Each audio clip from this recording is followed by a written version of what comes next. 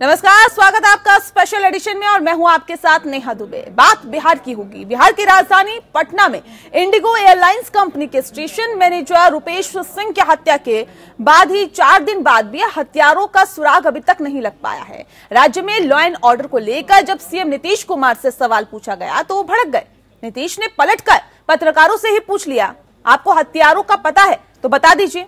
इतना ही नहीं, नीतीश ने लालू यादव राज का भी हवाला देते हुए कहा कि जंगल राज की बात की और आप क्या उसे भूल गए हैं। इस बात का भी उन्होंने जिक्र किया। लालू के शासन को जंगल राज कहकर सारा दोष उनके सिर मढ़ा जाना कितना सही है, कितना उचित है। सवाल यह भी कि क्या नीतीश के कार्यकाल में लॉ एंड ऑर्डर की हालत या फिर स्थिति बेहतर हुई है।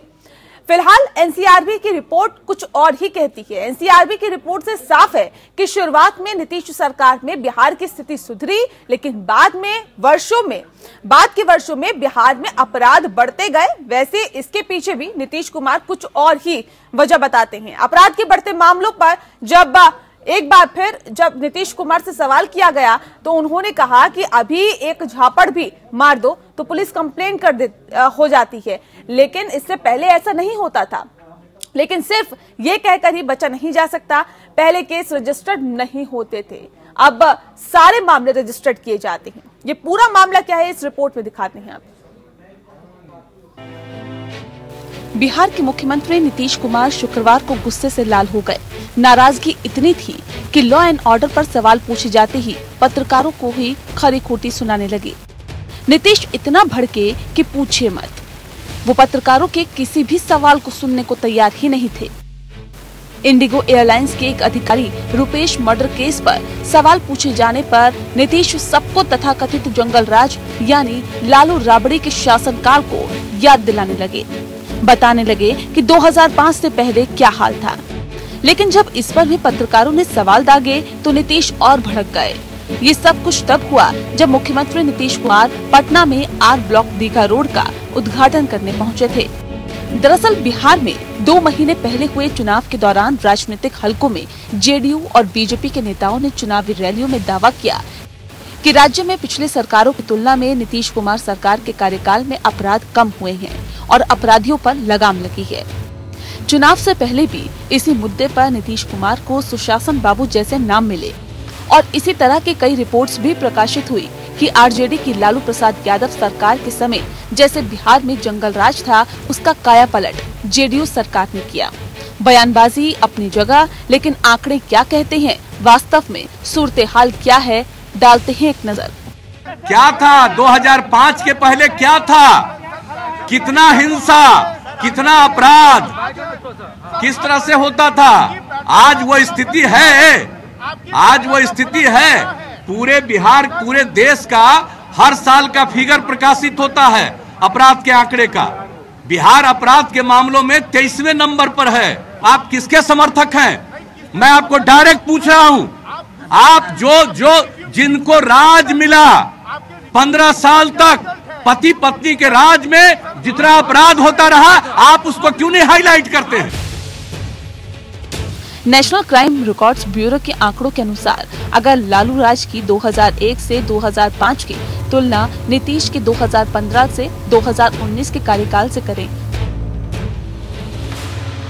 तो साफ है कि हत्या की घटनाएं लालू राज में 18,189 हुई, जबकि नीतीश के कार्यकाल के दौरान 14,633 हत्या राज्य में हुई। हालांकि चौंकाने वाली बात यह है कि लूट, डकैती, अपहरण और बलात्कार की घटनाएं लालू राज में कम हुई। लालू के शासन के दौरान 95,482 लूट और डकैती की घटना हुई, जबकि नीतीश के शासनकाल में 2,33,240 ऐसे केसेस सामने आए। इसी तरह अपहरण के लालू राज में 12,183 केसेस, जबकि नीतीश के राज में 44,884 घटनाएं सामने आई। बलात्कार के केस भी नीतीश राज में ज्यादा सामने आए। 2001 से 2005 के बीच 4,461 रेप के केसेस दर्ज हुए, जबकि 2014 से 2019 के बीच 6,172 केसेस सामने आए। लालू के समय 42,387 दंगे हुए, जबकि सुशासन बाबू कहे जाने वाले नीतीश के राज में 54,164 दंगे हुए। 1990 के दशक में लालू प्रसाद यादव और फिर उनकी पत्नी राबड़ी देवी बिहार के मुख्यमंत्री की कुर्सी पर काबिज रहे। साल 2005 में नीतीश कुमार की सरकार बनी और पिछले 16 साल से बिहार में नीतीश सरकार ही कायम है। दोनों के समय के आंकड़े साफ बता रहे हैं कि बिहार में लॉ एंड ऑर्डर कब कैसा रहा। कहीं न कहीं नीतीश भी इन आंकड़ों से अवगत है और शायद यही वजह है कि लॉ एंड ऑर्डर पर सवाल पूछे जाते ही नीतीश भड़क गए। जाहिर है बिहार में लगातार चौथी बार सत्ता में आए नीतीश कुमार कानून व्यवस्था को लेकर इस समय सभी के निशाने पर है। Bureau report. जी हाँ, तो स्पेशल एडिशन में दरअसल आज बात बिहार की हो रही है। बिहार की राजधानी पटना में इंडिगो एयरलाइंस कंपनी के स्टेशन मैनेजर रुपेश सिंह की हत्या के 4 दिन बाद भी हत्यारों का सुराग नहीं लग पाया है। दरअसल आपको बता दें कि राज्य में लॉ एंड ऑर्डर को लेकर जब सीएम नीतीश कुमार से सवाल पूछा गया तो वो भड़क गए, वो तिलमिला गए और उसके बाद ही उन्होंने पलटकर पत्रकारों से ही पूछ लिया कि अगर आपको हत्यारों के बारे में पता है तो आप ही बता दीजिए। इतना ही नहीं, नीतीश कुमार ने लालू प्रसाद यादव के राज का हवाला देते हुए कहा कि जंगल राज की बात आप भूल गए हैं क्या, और ऐसे में लालू के शासन को जंगल राज कहे कि वो सारा दोष उनके सिर मड़ा जाना ये कितना उचित है, क्योंकि मौजूदा वक्त में अगर सरकार आपकी है तो जवाबदेही भी आपकी है। इस बात को क्या नीतीश कुमार समझ नहीं पा रहे हैं? सवाल ये भी है कि क्या नीतीश के कार्यकाल में लॉ एंड ऑर्डर की स्थिति बेहतर हुई है? सुशासन बाबू के नाम से जाने जाने वाले नीतीश कुमार क्या वाकई बिहार में सुशासन ला पाए हैं? ये एक बड़ा और महत्वपूर्ण सवाल यहाँ पर हो जाता है। इस विषय पे आज हम तफसील से चर्चा करेंगे। हमारे साथ खास मेहमान मौजूद हैं, उनसे आपका परिचय करा देते हैं। सतीश कुमार सिंह जी हमारे साथ हैं, वरिष्ठ पत्रकार है। सतीश जी, बहुत स्वागत है आपका। अभिषेक श्रीवास्तव जी हमारे साथ हैं, नेता हैं आरजेडी के। अभिषेक जी, बहुत स्वागत है आपका भी। और अमोद कंठ जी हमारे साथ जुड़ गए हैं, पूर्व डीजीपी हैं। अमोद जी, आपका भी बहुत स्वागत है। सबसे पहला सवाल मेरा अभिषेक जी आपसे है, क्योंकि नीतीश कुमार से जब पूछा जाता है कि भाई राज्य में अगर क्राइम बढ़ रहा है या क्राइम हो रहा है तो आखिर क्या इसकी वजह है, तो नीतीश कुमार गुस्से में आ जाते हैं, नीतीश कुमार तिलमिला जाते हैं। क्या वजह इसके पीछे आप मानते हैं? क्योंकि हमेशा धैर्य का परिचय देने वाले नीतीश कुमार, सुशासन बाबू, बहुत कम उन्हें गुस्से में देखा गया। अभी हाल फिलहाल में उन्हें गुस्से में तब देखा गया था जब चुनाव हो रहे थे, तब वो बेहद गुस्से में आक्रामक तेवरों के साथ नजर आए थे। अब देखा गया कि जब उनसे पूछा गया कि 4-5 दिन बीत जाने के बाद भी अभी तक रुपेश के मर्डर किसने किया, कोई सुराग हाथ क्यों नहीं लगा, तो पत्रकारों पर ही भड़क गए। क्या वजह इसके पीछे मानते हैं अभिषेक जी? जी, सबसे पहले एपीएन न्यूज के दर्शकों को प्रणाम नमस्कार करते हैं जी। जो कल टीवी चैनल के पत्रकारों और प्रिंट मीडिया के पत्रकारों ने नीतीश कुमार जी से सवाल किया तो उल्टे ही पत्रकारों से उलझ गए। यहाँ तक कि उन्होंने कहा कि आपको एबीसीडी का ज्ञान तक नहीं है, आप किसके समर्थक हैं, आपका सवाल क्या नहीं है। यह सब सवाल करना एक लाचार और बेबस तरीके से पूरा उनका जो चेहरा ही बता रहा था कि उनके अंदर कितना मजबूरी है, लाचारी है।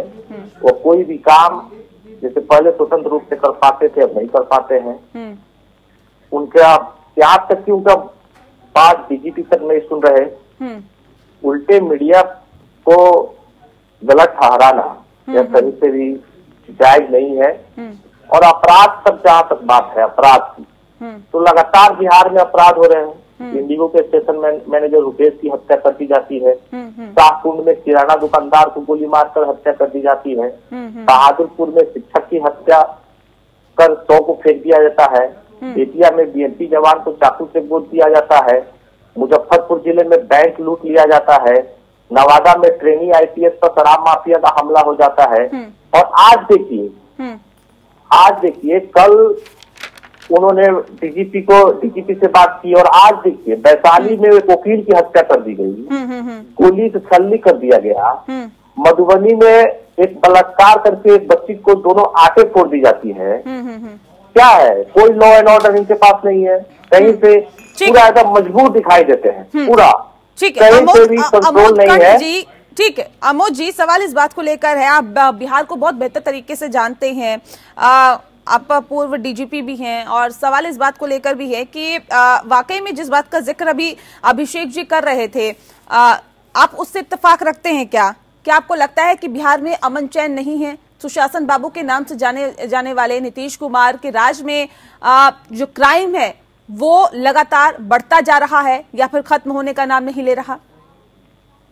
मैं बहुत ही निरपेक्ष भाव से आप लोगों की बात सुन रहा था।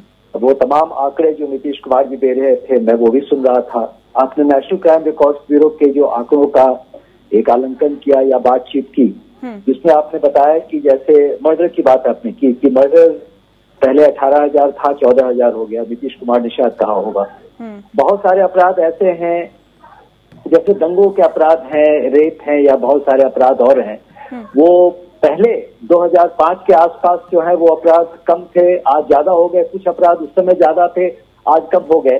तो देखिए ये जो आंकड़ों का खेल है, इसको तो मैं 34 साल तक झेलता रहा, मतलब पुलिस के माध्यम से, और दिल्ली पुलिस में रहा और बहुत सारे पुलिस फोर्सेज में रहा मैं। तो आंकड़ों की कहानी पे तो ज्यादा सोचना बेकार है। मैं आपको एक चीज स्पष्ट कर दूं कि अंत में आंकड़े सिर्फ एफआईआर की बात करते हैं। जो केस रजिस्टर होते हैं, जो केस पुलिस कॉग्निजेबल ऑफेंस मानते हुए रजिस्टर करती है, वही आंकड़े सामने आते हैं। और आपको एक चीज और स्पष्ट मैं करना चाहूंगा ये वस्तु स्थिति को समझाते हुए कि दिल्ली पुलिस में पहले कोई 50,000 केस हुआ करते थे, आज से कोई 6-7 साल पहले 15 साल तक लगातार 40 से 50,000। अचानक दिल्ली पुलिस अब 2 लाख से ज्यादा केस रजिस्टर करती है। इसका मतलब ये नहीं है कि दिल्ली में अपराध जो है चौगुने हो गए, ऐसा कुछ नहीं है। वैसे ही बिहार में भी जो मैं समझता हूँ इस बात को कि अगर केस रजिस्टर होते हैं तो उसकी बहुत ज्यादा चिंता करना ठीक नहीं है, लेकिन एक माहौल एक चीज होती है कि लोगों के मन में क्या विचार आती है। अभी जो अभिषेक जी कह रहे थे इसके बारे में, जो बता रहे थे 10-12 घटनाओं का उन्होंने जिक्र किया कि ये तमाम घटनाएं हुई। सवाल ये कि बिहार एक पूरे देश में सबसे ज्यादा पॉपुलेशन वाला स्टेट है और जो क्राइम पॉपुलेशन रेशियो जो होता है वो एक अलग चीज है, लेकिन इस तरह की घटनाएं हर वक्त होती रहती हैं और होंगी। जैसे अभी जिस घटना की चर्चा हो रही है, जो इंडिगो के किसी मैनेजर की हत्या हो गई है और लोगों ने बताया कि वो मुख्यमंत्री के निवास के आसपास कहीं हुई और उसको पुलिस अब तक वर्कआउट नहीं कर सकी है, तो सवाल ये उठता है कि पुलिस वर्कआउट कर लेगी। जहां तक मैं समझता हूँ कि इस संघ के अपराधों को पुलिस सुलझा न सके, ऐसी बात नहीं होगी। बिहार पुलिस पर अपनी खासियत होगी, लेकिन जो मैं पूरे देश को देखता हूँ और बिहार पुलिस की चलिए इसमें एक छोटा सा रिएक्शन ले लेते हैं सतीश जी से। सतीश जी, सवाल इस बात को लेकर है जिस बात का जिक्र अभी कर रहे थे आमोद जी, कि क्या आंकड़ों के आधार पर ये आकलन करना कि किसके राज में क्राइम ज्यादा हुआ, किसके राज में क्राइम कम हुआ, क्या ये सही होगा? क्या देखिए, ये नियत पे सरकार के निर्भर करती है कि क्या दुनिया में आंकड़े ज्यादा दिखाना है, ये दिखाना है कि पुलिस ठीक से काम कर रही है, आंकड़े भाई एफआईआर रजिस्टर कर लो, या छुपाना है। तो पहली बात नियत की है। दूसरी बात, मैं अमोद जी के बात से सहमत हूँ। तीसरी बात, मुख्य बात जो है, क्योंकि गृह मंत्रालय जो है नीतीश कुमार जी मुख्यमंत्री के अंदर है, उनके सदारत में है, उनके मॉनिटरिंग में है, उनके विभाग में है। तो ऐसा लगता है, प्रतीत होता है कि आप फ्रैंकली पूछिए तो मुझे नहीं लगता था कि इतना जल्दी ये अपराध बढ़ जाएंगे। किसी तरह से मुख्यमंत्री बने हैं। अब ऐसा लगता है कि जो भारतीय जनता पार्टी के साथ उनका जो समन्वय है और दो उप मुख्यमंत्री हैं, उसमें कहीं कोई कमी है, कहीं ना कहीं कोई कमी है। और आरजेडी जो मुख्य विपक्षी पार्टी है वो ताक लगाए बैठी है कि इनको जिस तरह से बदनाम किया जाए, और ये भी अंदर अंदर ही आरजेडी वाले चाहते हैं कि बीजेपी और नीतीश का संबंध टूट जाए। तो कहीं ना कहीं उस समन्वय की कमी से जो एक गवर्नेंस है उसमें मुझे कुछ कमी के लक्षण दिखाई पड़ते हैं। लेकिन हाँ, ये अप्रत्याशित है कि एकाएक इतने ज्यादा अपराध की घटनाएं ताबड़तोड़ हो जा रही है, जो कि पटना में भी हो रही है। इंडिगो के मैनेजर को मार दिया जाता है और कई तरह के जो गिनवा रहे थे आरजेडी वाले। तो ये है, और ये बहुत बड़ी चुनौती है नीतीश कुमार के साथ। लेकिन मैं इसी से खत्म करना चाहूंगा कि मुझे लगता है कि कुछ न कुछ कसमकस, कोई आपसी समन्वय या कमी की आपस में कमी है भारतीय जनता पार्टी और नीतीश कुमार के बीच। कितना इत्तेफाक रखते हैं आप अभिषेक जी? जिस तरह से सतीश जी ने कहा कि समन्वय की कमी है, क्या वाकई आपको लगता है कि मौजूदा सरकार में समन्वय की कमी है जिसका फायदा आरजेडी उठाना चाह रही है? देखिए, कोई फायदा आरजेडी चाहती है, जनता सब देख रही है।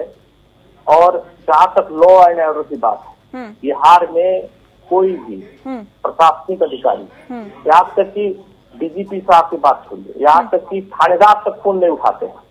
आप अभी किसी थानेदार को फोन मिलाइए, कोई अपराध की जानकारी दीजिए, शराब माफिया के बारे में जानकारी दीजिए, कोई थानेदार तक फोन नहीं उठाएगा। डीएसपी साहब फोन नहीं उठाएंगे, एसपी साहब फोन नहीं उठाएंगे, डीजीपी तो खैर दूर की बात है। जहाँ तक और बिहार जिस तरह से अपराध से करा रहा है, इनको तो नीतीश कुमार जी को इस्तीफा दे देना चाहिए।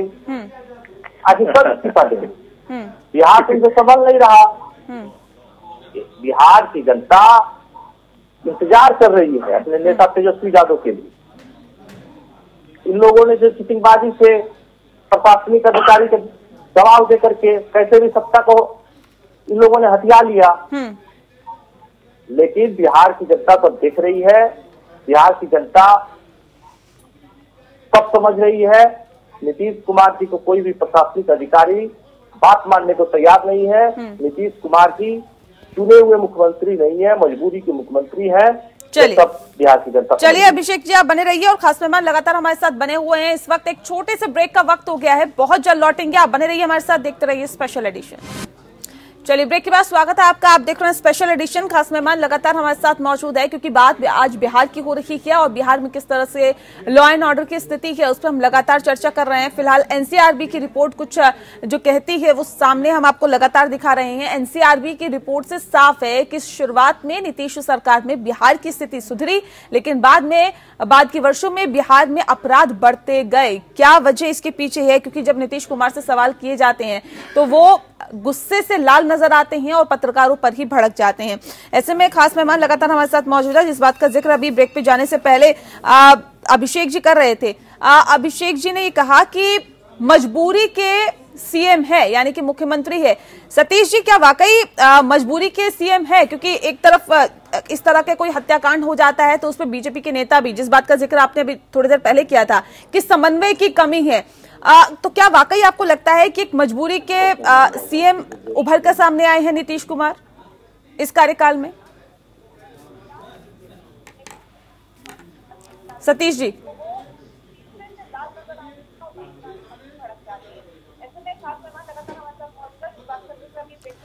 लगता चलिए आवाज उन तक नहीं पहुंच पा रही है। एक सवाल यहाँ पर मेरा आपसे है अमोद जी, क्योंकि आपने दो बातों का जिक्र किया था इससे पहले जब आपसे बात हुई, तो आपने कहा कि एक तो ये होता है कि क्राइम हुआ, दूसरा होता है रजिस्टर्ड कितने हुए। तो ये रजिस्टर्ड जो मामले होते हैं उसके आधार पर ही आकलन किया जाता है कि अपराध बढ़ा या कम हुआ। लेकिन सवाल इस बात को लेकर है, अगर हम पहले की तुलना, अगर लालू के शासन की तुलना नीतीश के शासन से करें, तो क्या पहले आप मानते हैं कि जो अपराध है वो रजिस्टर्ड ही कम होते थे? यही वजह है जो आंकड़े हैं वो भी कम है? तो ये तो पक्की बात है कि जिस समय जो पहले का शासन था जिसकी चर्चा हो रही है, मैं तो बिहार का रहने वाला हूँ और बिहार में आता जाता रहा हूँ और हमारी संस्था प्रयास के बहुत सारे सेंटर हैं अलग अलग डिस्ट्रिक्ट में, तो मुझे पूरा ज्ञान है कि बिहार में क्या होता रहा। ये भी सही है कि उस समय मैं समझता हूँ कि बहुत कम केस रजिस्टर्ड हो रहे थे और जिस ढंग से लॉ एंड ऑर्डर की स्थिति थी उसके बारे में बहुत ही चर्चा थी, बहुत ज्यादा पूरे देश में चर्चा थी और केस रजिस्टर कम हो रहे थे। अब मैं मानता हूँ इस बात को कि केस रजिस्टर ज्यादा हो रहे होंगे जी जी, और स्थिति शायद उसके मुताबिक जो है घटनाएं जितनी हो रही हैं और केस जितने रजिस्टर्ड हो रहे हैं उनमें जो फर्क है वो कम है, जहां तक मैं समझ रहा हूँ। समय के साथ भी कम हुआ है पिछले 10-15 साल में और वैसे भी शायद कम है। और अगर कम है तो फिर जो आपके सामने बात आ रही है, जो स्थिति सामने आ रही है, वो स्थिति द्योतक होगी इस बात की कि आज की लॉ एंड ऑर्डर सिचुएशन कैसी है, ये मैं कहना चाहूंगा जी। एक सवाल यहाँ पर आपसे है अभिषेक जी, एक वक्त था जब क्योंकि अभी हाल ही के चुनावों में भी हमने देखा कि किस तरह से लालू प्रसाद यादव के कार्यकाल को जंगल राज बताकर बीजेपी ने न सिर्फ अपने विकास कार्यों के आधार पर बल्कि लालू प्रसाद यादव में जो कार्यकाल में किस तरह से काम हुआ था या किस तरह का जंगल राज था उसको मुद्दा बनाकर चुनाव लड़ा और एनडीए की तरफ से इसको एक अहम हथियार बनाया गया और उसके बाद एक बार फिर से उनकी सरकार भी बनी। लेकिन सवाल इस बात को लेकर भी है कि जो हालात और जो स्थितियां फिलहाल है, अगर आप ये कहते हैं कि नीतीश कुमार को इस्तीफा दे देना चाहिए या मजबूरी के मुख्यमंत्री है, तो क्या नहीं लगता कि एक वक्त वो भी था कि जब 6 बजे के बाद लोग घर से बाहर निकलना बंद कर देते थे, या फिर लूट, अपहरण, हत्या जैसे जो वारदातें होती थी और पता भी नहीं चलता था कि आखिर ऐसा हुआ तो किसने किया, कैसे हो गया। तो एक वो दौर था और एक आज का दौर है कि अगर आप लोग 12 बजे भी निकलते हैं तो अपने आप को इतना असुरक्षित महसूस नहीं करते। तो क्या लगता है कि इस आधार पर अगर आप लोग कहते हैं कि इस्तीफा दे देना चाहिए मुख्यमंत्री को, तो ये सही है? अच्छा, एक बात बताइए, रुपेश कुमार सिंह की हत्या कितने बजे हुई? 6 बजे के बाद हुई। केंद्र सरकार के जो आंकड़े आ रहे हैं उसमें बिहार की जो दयनीय कानून व्यवस्था को प्रमाणित करता है। बलात्कार, हत्या, अपहरण के मामले में बिहार दूसरे और तीसरे स्थान पे है। हम लोग के टाइम तो लालू और राबड़ी राज को जंगल राज का नाम दिया जाता है। अभी कौन सा राज चल रहा है? क्या नीतीश कुमार उनके प्रवक्ता बताएंगे कौन सा राज चल रहा है? महाजंगल राज चल रहा है। मुजफ्फरपुर में दिन दहाड़े बैंक में डकैती हो जाती है। नहीं, तमाम चीजें अगर आप ये कह रहे हैं, लेकिन फिर भी जनता ने आपको नकार दिया। वो लालू का शासन दोबारा नहीं देखना चाहते, आप मानते हैं इस बात को? हाल ही में चुनाव हुए हैं लेकिन आपको नकारा, महागठबंधन को बहुमत नहीं मिला। कौन सा था कि हमको नकारा? सबसे बड़ी पार्टी राजद है। सबसे बड़ी पार्टी तो राजद ही है। और जो मुख्यमंत्री सबसे बड़ी पार्टी बनने के बाद भी सत्ता पर नहीं आ पाए ना जो मुख्यमंत्री। अभिषेक जी, सबसे बड़ी पार्टी बनने के बाद भी आप सत्ता तो हासिल नहीं कर पाए। जो सबसे बड़ी पार्टी वो राजद है, जो विपक्ष में है, लेकिन जो सबसे जो नकारे हुए पार्टी है नीतीश कुमार जी की पार्टी, जिसे जनता ने रिजेक्ट कर दिया, वो मुख्यमंत्री बन के बैठे हैं। चलिए, इस वक्त हमारे साथ निखिल आनंद जी जुड़ गए हैं। निखिल जी, बहुत स्वागत है आपका। बीजेपी के प्रवक्ता हैं, बिहार से सीधे हमारे साथ जुड़े हुए हैं। निखिल जी, सवाल इस बात को लेकर है कि अभिषेक जी का साफ तौर पे कहना है कि अब जो मौजूदा वक्त में जो क्राइम है वो ज्यादा हो रहा है। मुख्यमंत्री जो है वो खुशी से जनता ने नहीं चुना है, वो मजबूरी के मुख्यमंत्री है, उन्हें इस्तीफा दे देना चाहिए, जिस तरह से लगातार घटनाएं सामने आ रही है। जी देखिए, बिहार की सरकार बिल्कुल कंसर्न्ड है और लॉ एंड ऑर्डर इश्यूज को लेकर के किसी भी तरह के हम पॉलिटिकल स्टेटमेंट देने विश्वास नहीं करते। और हमारा जो फोरमोस्ट कंसर्न है वो है कि इफेक्टिव गवर्नेंस हो और गुड गवर्नेंस को हम एस्टेब्लिश करना चाहते हैं। और जो घटनाएं हुई है उसके प्रति हमारी पीड़ित परिवारों से संवेदना है। हम जो लॉ एंड ऑर्डर पॉलिसी है उसको सही तरीके से इम्प्लीमेंट कराना चाहते हैं। मुख्यमंत्री सीधे तौर पर घटनाओं की खुद से मॉनिटरिंग कर रहे हैं। और कहीं ना कहीं निखिल जी, मॉनिटरिंग करना अच्छी बात है। आपकी सरकार है, आप देख रहे हैं, ये तो बहुत अच्छी बात है। आप सूबे के मुख्यमंत्री है, आपकी जिम्मेदारी बनती है कि लॉ एंड ऑर्डर सही हो। लेकिन सवाल ये भी है कि अगर कोई मर्डर हो जाता है, इस तरह की घटना हो जाती है, उसकी तुलना अगर आप लालू राज से करते हैं, तो क्या ये अपनी जिम्मेदारियों से पल्ला झाड़ने वाली बात नहीं है क्या? देखिए, जहां तक गवर्नेंस की बात है, 2005 के बाद जो हमने गुड गवर्नेंस एस्टेब्लिश किया था, 2005 से लेकर 15 तक किसी भी तरह से कोई भी सवाल नहीं थी। 15 में जब आरजेडी गवर्नमेंट में डेथ हुई, उसके बाद से जो हमारी गुड गवर्नेंस की पॉलिसी थी उसमें निश्चित तौर पर डेविएशन आया, फ्लक्चुएशन आया। उसके बाद एक कोहेरेंस गड़बड़ हुआ है, ये मैं मानता हूँ गवर्नेंस का, लेकिन हम उसको पटरी पर लाकर फिर से एस्टेब्लिश करना चाहते हैं।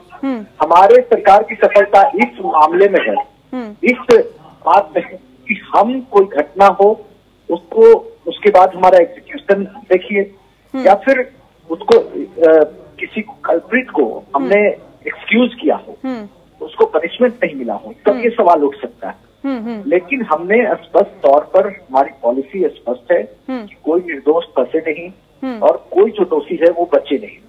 और हम ये इंश्योर करेंगे, हाल की जो घटनाएं हुई है उसमें 100% एग्जीक्यूशन होगा, कोर्ट हो, स्पीडी ट्रायल हो, सारे चीजें, सारी व्यवस्था को व्यवस्थित करके हम फिर से एक बार जो इन घटनाओं के बाद जो सवाल उठ रहे हैं, हम अपनी क्रेडिबिलिटी फिर से एस्टेब्लिश करेंगे। ठीक है। एक सवाल यहाँ पर अमोद कंठ जी आपसे, क्योंकि ये अक्सर देखा जाता है, न सिर्फ बिहार की मैं बात करूं बल्कि देश भर में, कि जब जो लोग हैं वो शिकायत दर्ज कराने के लिए, उनके साथ कोई ऐसी आपराधिक घटनाएं घट जाती है, शिकायत दर्ज कराने के लिए थाने में जाते हैं, पुलिस स्टेशन जाते हैं, तो उनका मामला दर्ज नहीं किया जाता।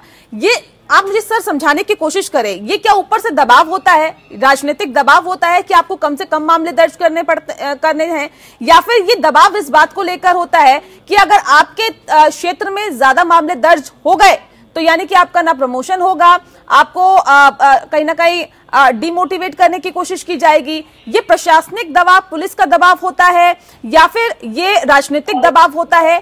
क्या वजह रहती है कि जो पुलिस वाले हैं वो एफआईआर दर्ज करने से गुरेज करते हैं, नहीं दर्ज करते हैं? नहीं, आपने एक बहुत ही बुनियादी सवाल उठा दिया और इसका जवाब मैं देना चाहूंगा। हाल में मैंने एक पुलिस मेमोयर लिखा है, खाकी इन द स्टॉर्म के नाम से, काफी प्रचलित हो रहा है वो। उसमें इस विषय पे काफी विचार डाला है। देखिए, समस्या ये है कि एफआईआर जो होती है, फर्स्ट इंफॉर्मेशन रिपोर्ट, ये कॉग्निजेबल ऑफेंस तो होती है। हर अपराध कॉग्निजेबल नहीं होता है। करीब करीब आप समझें कि 1/4 ही ऐसे अपराध हैं जो कॉग्निजेबल होते हैं जिसमें एफआईआर रजिस्टर होता है। और एफआईआर रजिस्टर करने से पुलिस वाले बहुत घबराते हैं, ये भी सही है। ये समस्या पूरे देश में तो नहीं है। अब भारतवर्ष में इतने सारे प्रदेश हैं, बहुत सारे प्रदेश में एफआईआर अच्छे खासे रजिस्टर हो रहे हैं। मैंने दिल्ली की चर्चा की कि दिल्ली में, दिल्ली पुलिस जहां मैंने काम किया, वहां पहले मुश्किल से 50,000 केस हुआ करते थे, आज से 6-7 साल पहले, और आज 2 लाख, 2.25 लाख केस हो गए। ऐसा नहीं केस पड़े हैं, एफआईआर रजिस्टर करने का फैसला किया गया। कुछ ऐसे पुलिस ऑफिसर आए जिनमें ये जज्बा था, जिनमें ये कॉन्फिडेंस था कि केस रजिस्टर करने के बावजूद भी उनके पुलिस शासन पे लोग ये नहीं कहेंगे कि ये फेल कर गए क्योंकि इनके यहाँ केस ज्यादा हो रहा है। दूसरी बात ये होती है कि जब एफआईआर रजिस्टर किया जाता है तो हर एफआईआर की कॉपी मैजिस्ट्रेट के पास जाती है, और मैजिस्ट्रेट हो सकता है कि आपकी बात ना माने। जो फाइनल रिपोर्ट पुलिस पेश करती है इन्वेस्टिगेशन के बाद, बहुत बार मैजिस्ट्रेट नहीं मानते हैं, तो एक वर्कलोड काफी बढ़ता है एफआईआर से। और तीसरी बात जो आपने खुद ही कह दिया कि जो भी, जैसे अभी नीतीश कुमार जी खुद ही चर्चा कर रहे थे क्राइम स्टैटिस्टिक्स की।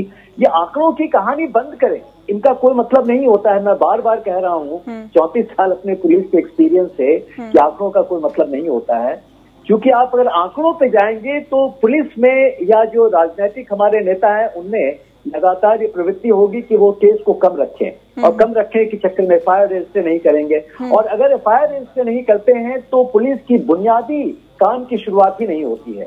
जो गरीब हैं, परेशान लोग हैं, कमजोर लोग हैं, बिहार में तो बहुत बड़े पैमाने पर लोग घूमते रहते हैं जिनके केस रजिस्टर नहीं होते हैं। बहुत सारे गलत केस भी रजिस्टर हो जाते हैं। तो एफआईआर एक मर्ज है। मैं आपको बताऊं, मैं पुलिस की पूरी हैसियत से इस बात को कह रहा हूं।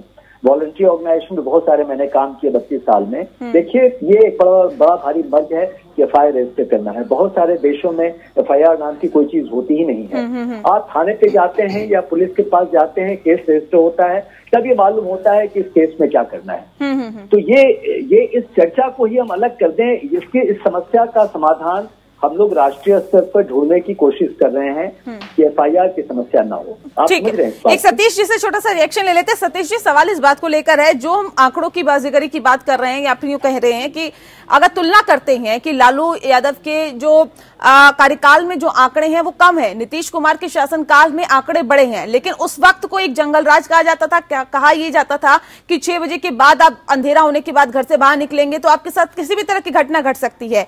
आज ये स्थिति है कि आप 10 बजे, 11 बजे, 12 बजे या किसी भी टाइम पर आप अपने घर जा सकते हैं, चाहे आपका घर पटना में हो, दरभंगा में हो, कहीं पे भी हो।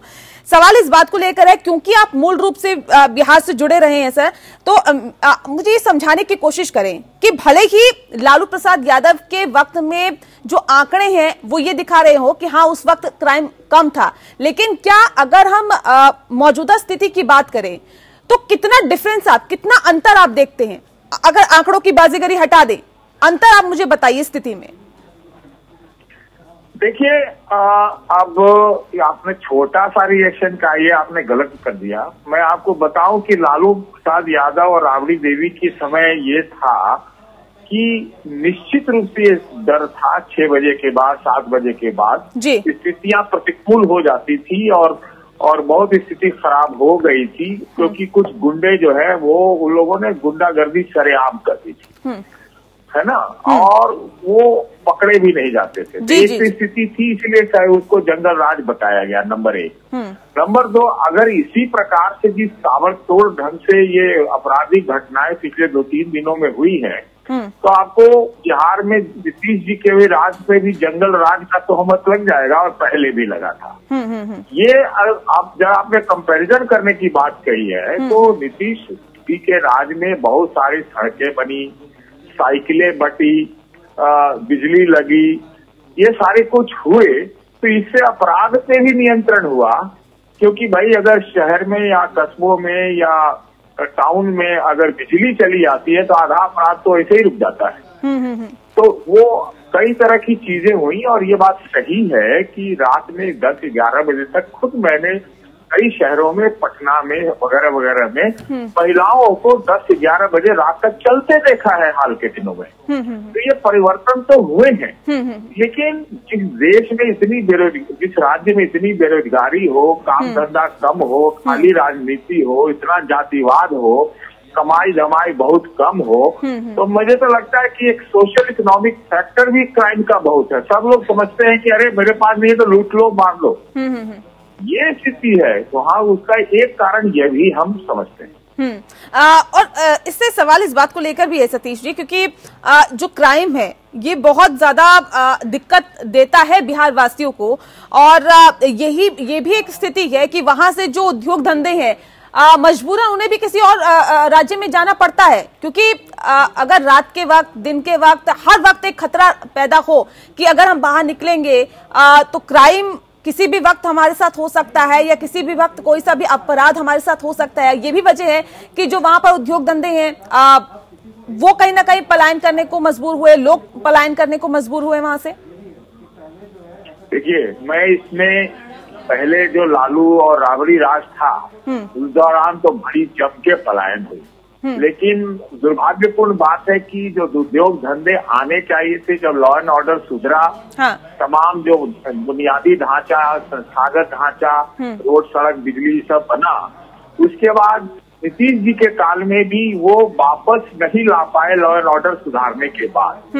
तो जो पलायन हुए थे या नए उद्योग हैं वो बिहार में नहीं लगे हैं। इसका खामियाजा आपने देखा होगा कि इतनी बेरोजगारी थी कि एक 31 साल के लड़के को नीतीश जी के मुकाबले लोगों ने जम के बिहार में वोट दे दिया। लोग कहते थे कोई चेहरा नहीं है। चेहरा बिहार के बेरोजगारी का था, और वो बेरोजगारी और जो मजबूरी है उसका वोट पड़ा। तो ये आप ये समझ सकते हैं कि जो नीतीश काल में विकास जो एम्प्लॉयमेंट में, उद्योग धंधे में ला के, नया लगा के, नई चीजों में लगा के वो नहीं हुआ। और मुझे ऐसा लगता है कि हाल के दिनों में कुछ, मैं नीतीश जी के जो फैसले हैं, लगातार फैसले वो करते जा रहे थे, तो उसमें कुछ वो चीज दिखाई पड़ रही है कि अब कोशिशें चल रही हैं, क्योंकि एक जो कसमकस है भारतीय जनता पार्टी और जनता दल यू के बीच, वो भी देखने को मिलता है। और वहां की सरकार को आप कहेंगे कि नीतीश जी की सरकार स्थिर है, तो मैं नहीं मानता। कुछ भी 2021 में ही हो सकता है। तो आगे की भी हमको लगता है राजनीतिक तैयारी चारों तरफ से हो रही है। चलिए, इस पे हम लगातार चर्चा जारी रखेंगे कि राजनीतिक तैयारी क्योंकि चारों तरफ से हो रही है, लेकिन इस बीच बिहार की जनता अपने आप को कैसे देखे, कहां पाए, क्योंकि क्राइम के जो आंकड़े निकल के सामने आ रहे हैं, हालांकि आंकड़ों पर नहीं जाना चाहिए, लेकिन फिर भी एनसीआरबी के आंकड़े हैं, तो जाहिर तौर पर लोगों के मन में भी शंका है, और सवाल इस बात को लेकर भी हो जाता है कि क्या यही है सुशासन बाबू का राज। एक छोटे से ब्रेक ले रुक रहे हैं, जल्द लौटेंगे। चलिए, ब्रेक के बाद स्वागत है आपका। आप देख रहे हैं स्पेशल एडिशन। स्पेशल एडिशन में बात दरअसल आज बिहार की हो रही है कि बिहार में अपराध के मामले कहां तक पहुंचे, और ऐसे में क्या लालू राज की तुलना में नीतीश कुमार के वक्त क्या बेहतर स्थिति हो पाई है लॉ एंड ऑर्डर को लेकर। तो खास मेहमान लगातार हमारे साथ मौजूद है। अमोद जी, सवाल इस बात को लेकर है, जब आप बिहार की स्थिति के बारे में देखते हैं या समझते हैं या जानते हैं, तो क्राइम आखिर क्यों है, इसकी जड़ में आप क्या पाते हैं? नहीं, अभी बहुत अच्छी विवेचना कर रहे थे सतीश जी, साहब कर रहे थे या जो भी थे अभी जी। तो ये विवेचना सही है। मैं दो बात बताऊं आपको जो बहुत महत्वपूर्ण है। देखिए, अपराध वैसे नहीं पनपते हैं, तमाम स्थितियों का जायजा लेना पड़ता है, उसके मार्फत पनपते हैं। अभी करीब पिछले 1.5-2 साल में राजस्थान से, यानी सिर्फ जयपुर शहर से जो 3000 बच्चे जो बिहार के बच्चे थे, 3000 चाइल्ड लेबर थे जो ट्रैफिक हुए थे, उनको वापस लाया गया, बिहार में रखा गया। क्योंकि हमारी संस्था प्रयास जुड़ी हुई है, इससे हमको मालूम है इसके बारे में, और बहुत सारे केस रजिस्टर हुए जो राजस्थान में हुए। मेरी समझ में बात नहीं आती है कि बिहार की इतनी बड़ी संख्या बच्चे राजस्थान कैसे पहुंच गए और क्यों जाए वो। जाहिर है कि कहीं न कहीं परेशानी बिहार में भी तो है, और जब बच्चों को वापस बिहार लाया गया तो उनके लिए वो प्रॉपर इंतजाम नहीं है। केस रजिस्टर हुए हैं, ट्रैफिकिंग के केसेस हुए हैं, वो तो क्राइम है ना, ह्यूमन ट्रैफिकिंग, चाइल्ड ट्रैफिकिंग एक बहुत ही भयंकर अपराध भी है। तो इस ढंग से कहीं ना कहीं समस्या है। फिर दूसरे आप यहाँ आइए, ये जो अभी हाल में जो कोविड की समस्या हुई, बहुत बड़ी संख्या में जो लोगों का पलायन बिहार से हुआ था वो वापस नहीं आए थे। अभी 1 करोड़ लोग जो वापस गए, उनमें सरकारी आंकड़े कहते हैं कि कोई 24 लाख के आसपास लोग बिहार में सिर्फ आए। तो ये तो पूरे देश में अगर लोग वापस जा रहे हैं या गए मान लीजिए कोविड के दौरान, तो 1/4 अगर बिहार में वापस आए या माइग्रेशन के वापस आए, तो इससे आप अंदाज कर सकते हैं कि जो सामाजिक आर्थिक स्थिति है बिहार की वो बहुत ही बुरी है। और इस आर्थिक स्थिति से ही पैदाइश होती है अपराधों की, ये तो आपको मानना ही पड़ेगा। देखिए, आंकड़े जो भी कहें, लेकिन ये आपको मानना पड़ेगा कि बिहार में अपराध होते हैं और बड़ी संख्या में होते हैं। बिल्कुल, बिहार में अपराध होते हैं, बड़ी संख्या में होते हैं, और जाहिर तौर पे तमाम सरकारें आई, तमाम सरकारें गई, लेकिन ये अपराध वहीं के वहीं है। एक सवाल यहाँ पे मेरा अभिषेक जी आपसे है, क्या आप मानेंगे जिस बात का जिक्र अभी अमोद जी कर रहे थे कि देखिए आर्थिक तौर पर और सामाजिक तौर पर बिहार को बेहद नुकसान हुआ है, और उस नुकसान की एक मुख्य वजह यही है कि वहां पर अपराध हुआ। जिस बात का जिक्र अभी मैं सतीश जी से कर रही थी कि पलायन बहुत हुआ है, लालू प्रसाद यादव के टाइम पर बहुत पलायन हुआ, और उस पलायन को वापस लाने में, उन उद्योग धंधों को वापस लाने में, उन लोगों को वापस लाने में नीतीश कुमार की सरकार भी विफल साबित हुई। लेकिन सवाल इस बात को लेकर है कि लालू प्रसाद यादव के टाइम पे जो पलायन हुआ, अगर वो कोशिश करते या बेहतर स्थिति करने की कोशिश करते तो क्या उन्हें रोक पाते, तो आज स्थिति बिहार की कुछ और होती। इत्तेफाक रखते हैं आप इस बात से अभिषेक जी? देखिए, पहले तो आपको बता दें कि बिहार में जिस तरह से क्राइम बढ़ा है, पहले बात क्राइम की होनी चाहिए। एक्टिवेट क्राइम पे आपने बुलाया है तो क्राइम की बात होनी चाहिए। सर, ये क्राइम से जुड़ा हुआ ही मसला है, क्राइम है इसलिए उद्योग पलायन हुआ, लोगों का पलायन हुआ।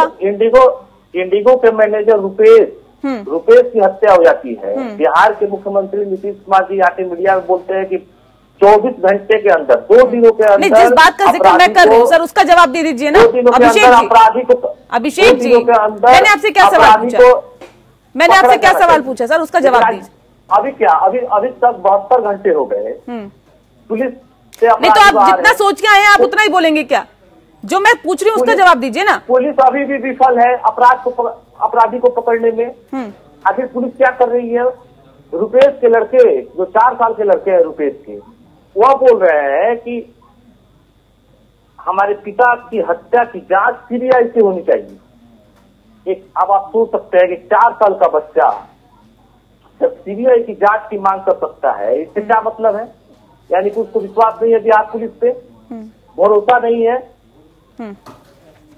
अभिषेक जी, मिलेगा कि नहीं न्याय मिलेगा? ठीक है अभिषेक जी, जो सवाल मैंने आपसे पूछा था उसका जवाब दे दीजिए अभिषेक जी। अभी सुन रहे थे सतीश कुमार, अभिषेक श्रीवास्तव जी, 11 बजे तक 10-11 बजे तक सभी लोग रोड पे घूम सकते हैं। पटना में 10-11 बजे तक महिलाएं घूमती हुई नजर आती है। उनको बता देना चाहते हैं कि आज कितने बजे हत्या हुई वैशाली में एक वकील की, 12 बजे दिन में हत्या हुई, 6 बजे की महाजंगल राज अभी चल रहा है। ठीक है, जंगल राज चिल्लाने वाले। ठीक है, आपको सवाल का जवाब नहीं देना। निखिल जी आवाज मिल पा रही है आपको? ठीक है अभिषेक, कुछ क्यों नहीं बोलते? निखिल जी आवाज मिल पा रही है आपको? चलिए, निखिल जी तक आवाज नहीं पहुंच पा रही है, लेकिन यहाँ महत्वपूर्ण सवाल यही, नीतीश कुमार जी के पास 16 साल से गृह मंत्रालय है, क्या कर रहे हैं? नहीं, देखिए, जो तुमने ये सवाल उठाया ना, जो सवाल उठाया बहुत महत्वपूर्ण है ये कि वहां से पलायन क्यों हो रहा है, स्थितियां बिहार में क्या हैं जो अपराध पैदा करती हैं, ये बहुत महत्वपूर्ण बात आप उठा रहे हो, उसका जवाब इनको देना चाहिए। बिल्कुल जवाब देना चाहिए, लेकिन जवाब अभिषेक जी के पास होगा। अभिषेक जी जवाब देंगे इसका कि पलायन क्यों हुआ था, और अगर हुआ था तो क्या उसको रोकने के लिए लालू प्रसाद यादव की सरकार उसमें नाकाम साबित हुई? आज इसलिए ये स्थिति है, आज इसलिए बेरोजगारी है, आज इसलिए अर्थव्यवस्था खराब है। 16 सालों से बिहार का मुख्यमंत्री कौन है? अब देखिए, सिर्फ मुख्यमंत्री की बात करने का फायदा मुख्यमंत्री कौन है? नीतीश कुमार जी है। आज जितने लोग, सर जब पहले ही माहौल खराब हो गया, जितने मजदूर जो बाहर से आए थे वो फिर क्यों चले गए दोबारा? उनको रोजगार की व्यवस्था क्यों नहीं की गई बिहार में? आखिर कब तक हमारे मजदूर बाहर जाते रहेंगे, अन्य प्रदेशों में काम करने जाएंगे? उन लोगों को क्यों नहीं व्यवस्था की जाती है हमारे बिहार में? नहीं, सवाल इस बात को लेकर है कि लालू राज में ज्यादा पलायन था। आज का रिपोर्ट क्यों नहीं जारी करते? कितने मजदूर हमारे बाहर हैं? उन लोगों की सुरक्षा के लिए आपने क्या किया? उनके परिवार के लिए आपने क्या किया? नहीं, सवाल इस बात को लेकर भी है ना प्रदेशों का। अभिषेक जी, अखबार में आपका ऐड आ जाता है कि नवंबर और दिसंबर महीने का राशन फ्री। सही कोई राशन नहीं है, पूरा घोटाला है। हमारी पार्टी लगातार आवाज उठाती रही है। अब पूर्वी चंपारण मोतिहारी से आते हैं, हमारे जिले में 2-2 महीने का राशन नहीं बटा है। नवंबर और दिसंबर महीने का जो फ्री का राशन है वो कोई जन वितरण प्रणाली दुकानदार नहीं दिए है। अभिषेक जी, मौजूदा वक्त में भले ही यहाँ पर जो सरकार है वो एनडीए की हो, लेकिन क्या लालू प्रसाद यादव उस उद्योग धंधों को रोकने में नाकाम साबित हुए थे? ठीक है, एक निखिल जी से मेरा रिएक्शन है। निखिल जी, सवाल इस बात को लेकर है, अभी आपने सुना अभिषेक जी को सुना, उनका कहना है कि ये तो मजबूरी के मुख्यमंत्री है, और ऐसे में उनका ये भी साफ तौर पे कहना है कि अब तो लगातार चौथी बार मुख्यमंत्री बने हैं नीतीश कुमार, तो जो पलायन हुआ था, जो आर्थिक तौर पर नुकसान हुआ था लालू प्रसाद यादव के वक्त पे, वो वापस उसकी भरपाई करने में भी जो नीतीश कुमार की सरकार है वो नाकाम साबित हुई है। देखिए, एक बात स्पष्ट कर दूं कि नीतीश कुमार जी मजबूरी के चीफ मिनिस्टर नहीं है। हमने चुनाव के पहले ही प्रोजेक्ट किया था कि हमारे चीफ मिनिस्ट्रियल कैंडिडेट है। बीजेपी का कमिटमेंट था, एनडीए उनके चेहरे पर चुनाव लड़ी थी, और हम जब सत्ता में आए हैं, निश्चित तौर पर ये 3.2 ग्रोथ रेट आरजेडी की थी, और हमने 13.2 ग्रोथ रेट का सफर कैसे तय किया? एग्रीकल्चर में निगेटिव ग्रोथ रेट था, हमने पॉजिटिव ग्रोथ रेट कैसे ट्रेंड था? तो हमारा ये कहना है कि हमने विकास के पायदान मानक स्थापित किए हैं, गुड गवर्नेंस का मॉडल एस्टेब्लिश किया है। ये बात मैं मानता हूं कि 15 में जो आरजेडी जब सरकार में शामिल हुई 2015, तो एनडीए गवर्नमेंट का जो गुड गवर्नेंस पॉलिसी था उसमें एक डेविएशन आया, फ्लक्चुएशन आया, उससे हमारा कोहेरेंस गड़बड़ाया। और अब निश्चित तौर पर हमारे लिए ये चुनौती है, लॉ एंड ऑर्डर की चुनौती, तमाम चुनौतियों को हम स्वीकार करते हैं और इसको हम इफेक्टिवली फिर से पटरी पर लाएंगे। और निश्चित तौर पर लेकिन निखिल जी, कितना वक्त दे बिहार की आवाम? लगातार चौथी बार नीतीश कुमार को मुख्यमंत्री बनाया है। अभी हाल ही के आंकड़ों की बात करें, जनवरी से, पिछले साल जनवरी से, यानी कि 2020 जनवरी से सितंबर तक की अगर हम बात करें, 2406 जो लोग हैं उनकी हत्या हुई है। रेप के मामले भी 1106 सामने आए हैं। नहीं, सवाल इस बात को लेकर है, आप कहते हैं कि पटरी पर आने पर वक्त लगेगा। सर, और कितना वक्त दे और कितना मौका दे जनता आपको? पटरी पर आने की बात नहीं है। बिहार के जो ऑलराउंड रिकॉर्ड्स हैं वो प्रॉपर हैं, एस्टेब्लिश्ड हैं, वो अपने आप में अनक्वेश्चनेबल हैं।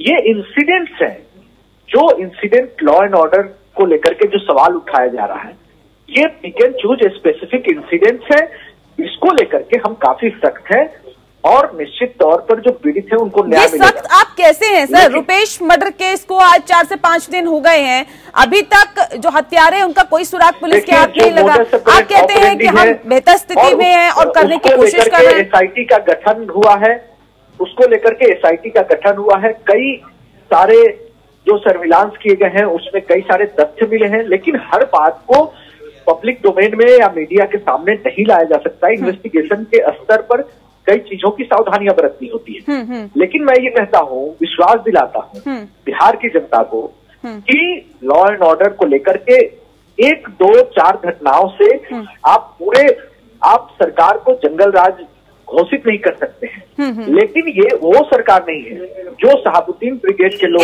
इन तमाम मसलों का फर्क क्या गठबंधन पर भी पड़ रहा है आप लोगों के? जो समन्वय की कमी की बात अभी सतीश जी कर रहे थे, क्या इत्तेफाक रखते हैं आप उस बात से?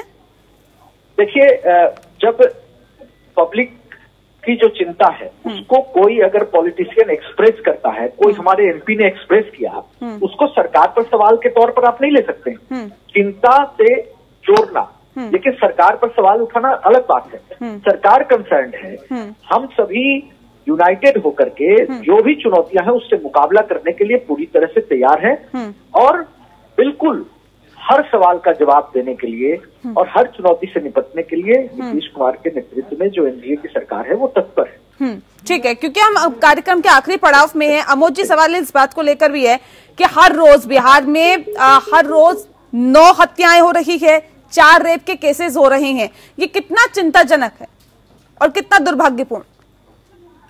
देखिए, जहां तक अपराधों की बात है, जो निखिल साहब ने भी कुछ बताने की कोशिश की कि देखिए घटनाएं होंगी, ऐसी घटनाओं को आप नहीं रोक सकते हैं और बहुत बड़ा प्रदेश है बिहार, आप समझें इस बात को। और इतने बड़े प्रदेश में घटनाएं तो होती रहेंगी और अपराध को सरकार तो पैदा नहीं करती है, पुलिस पैदा नहीं करती है, अपराध लोगों के माध्यम से होता है। बहुत सारे कारण होते हैं, उसकी चर्चा हम नहीं कर सकते हैं इतने छोटे समय में।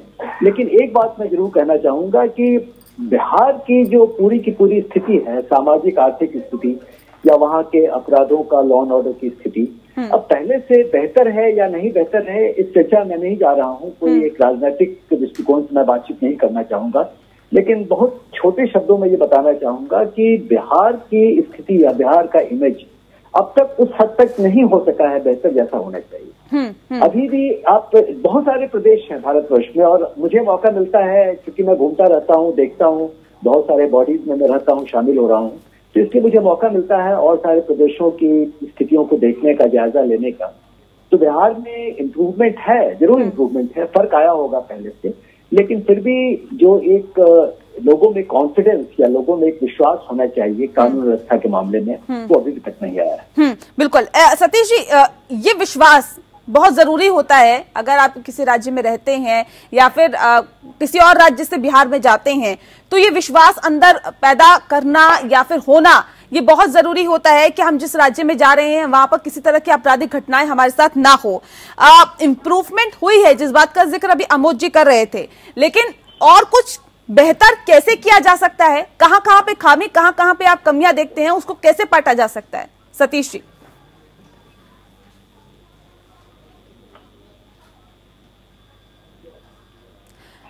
चलिए, लगता है सतीश जी हमारे साथ नहीं है। निखिल जी, सवाल इस बात को लेकर है कि क्या वाकई आपको लगता है कि अब हालात बेहतर होंगे, इस दिशा में सरकार कदम उठा रही है?